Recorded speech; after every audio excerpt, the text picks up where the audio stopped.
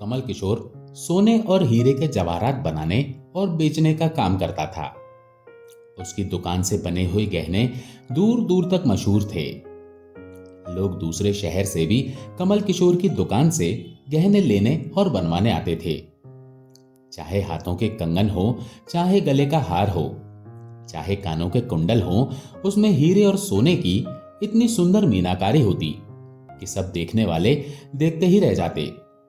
इतना बड़ा कारोबार होने के बावजूद भी कमल किशोर बहुत ही शांत और सरल स्वभाव वाला व्यक्ति था।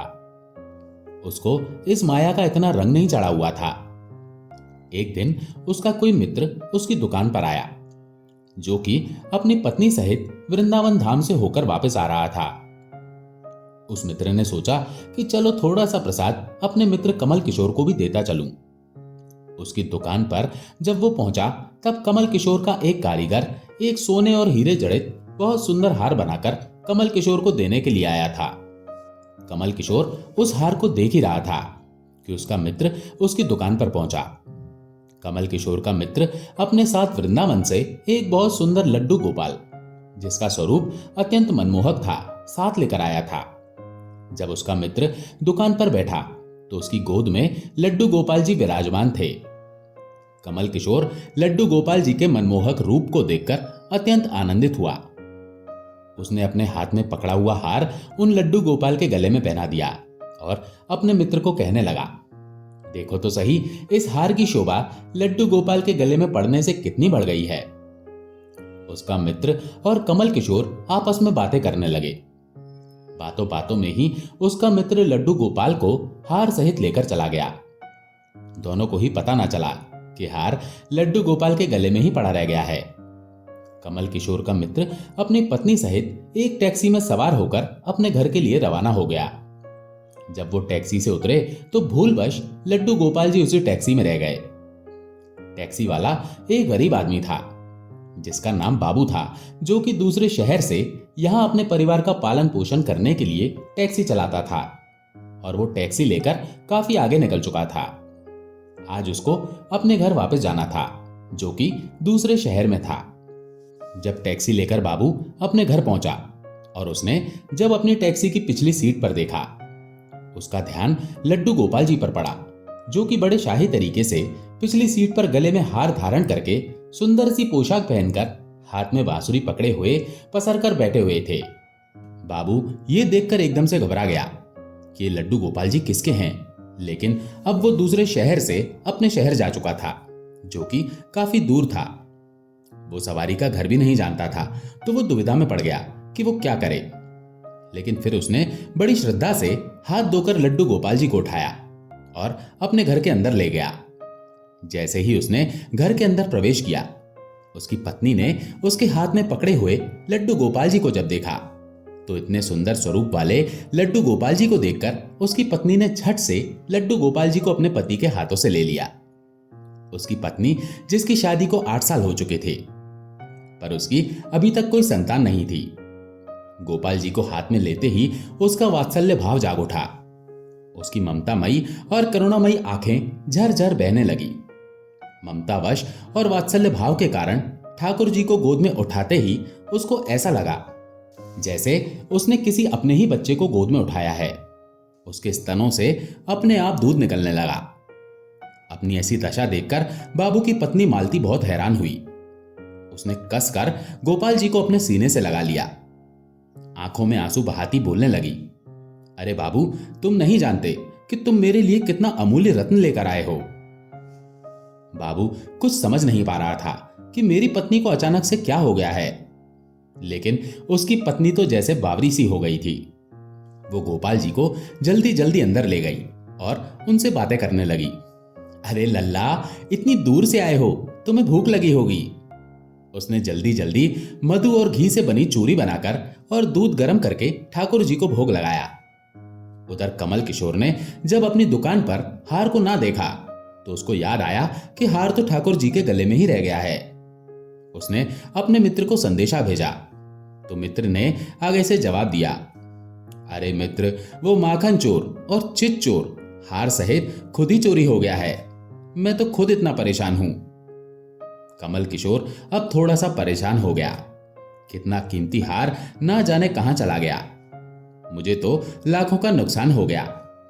लेकिन फिर भी अपने सरल स्वभाव के कारण उसने अपने मित्र को कुछ नहीं कहा। उसने अपने मन में सोचा कि कोई बात नहीं, मेरा हार तो ठाकुर जी के ही अंग लगा है। अगर मेरी भावना सच्ची है तो ठाकुर जी उसको पहने रखें। उधर बाबू और उसकी पत्नी मालती दिन रात ठाकुर जी की सेवा करते। अब तो मालती और बाबू को लड्डू गोपाल जी अपने बेटे जैसे ही लगने लगे। लड्डू गोपाल जी की कृपा से अब मालती के घर एक बहुत ही सुंदर बेटी ने जन्म लिया। इन सब बातों का श्रेय वो लड्डू गोपाल जी को ही देते कि ये हमारा बेटा है और अब हमारी बेटी हुई है। अब हमारा परिवार पूरा हो गया।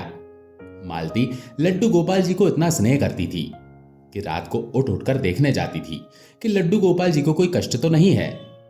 ऐसे ही एक दिन कमल किशोर को व्यापार के सिलसिले में दूसरे शहर आना पड़ा जहां पर बाबू रहता था।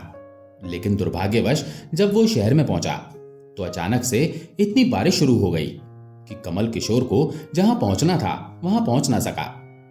तब तक बाबू अपनी टैक्सी लेकर आ गया और उसने परेशान कमल किशोर को पूछा, बाबूजी आप यहां क्यों खड़े हो? बारिश तो रुकने वाली नहीं है। सारे शहर में पानी भरा हुआ है, आप अपनी मंजिल तक नहीं पहुंच पाओगे और ना ही कहीं और रुक पाओगे। मेरा घर पास ही है, अगर आप चाहो तो मेरे घर आ सकते हो। कमल किशोर, जिसके पास सोने और हीरे के काफी गहने थे, वो अनजान टैक्सी वाले के साथ जाने के लिए थोड़ा सा घबरा रहा था।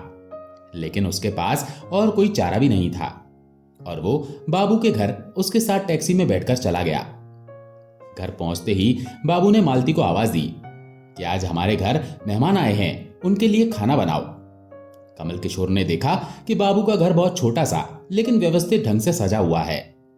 घर में अजीब तरह के इत्र की खुशबू आ रही है जो कि उसके हृदय को आनंदित कर रही थी। जब मालती ने उनको भोजन परोसा तो कमल किशोर को उसमें अमृत जैसा स्वाद आया। उसका ध्यान बार बार उस दिशा की तरफ जा रहा था जहां पर ठाकुर जी विराजमान थे। वहां से उसको एक अजीब तरह का प्रकाश नजर आ रहा था। हार कर कमल किशोर ने बाबू से पूछा कि अगर आपको कोई ऐतराज ना हो तो क्या आप बता सकते हो कि उस दिशा में क्या रखा है? मेरा ध्यान बार बार उसी तरफ आकर्षित हो रहा है। बाबू और मालती ने एक दूसरे की तरफ मुस्कुराते हुए कहा कि वहां पर तो हमारे घर के सबसे अहम सदस्य लड्डू गोपाल जी विराजमान है। तो कमल किशोर ने कहा, क्या मैं उनके दर्शन कर सकता हूं? तो मालती उनको उस कोने में ले गई जहां पर लड्डू गोपाल जी विराजमान थे। कमल किशोर लड्डू गोपाल जी को और उनके गले में पड़े हार को देखकर एकदम से हैरान हो गया। ये तो वही लड्डू गोपाल हैं और ये वही हार है जो मैंने अपने मित्र के लड्डू गोपाल जी को डाला था। कमल किशोर ने बड़ी विनम्रता से पूछा, ये लड्डू गोपाल जी तुम कहां से लाए?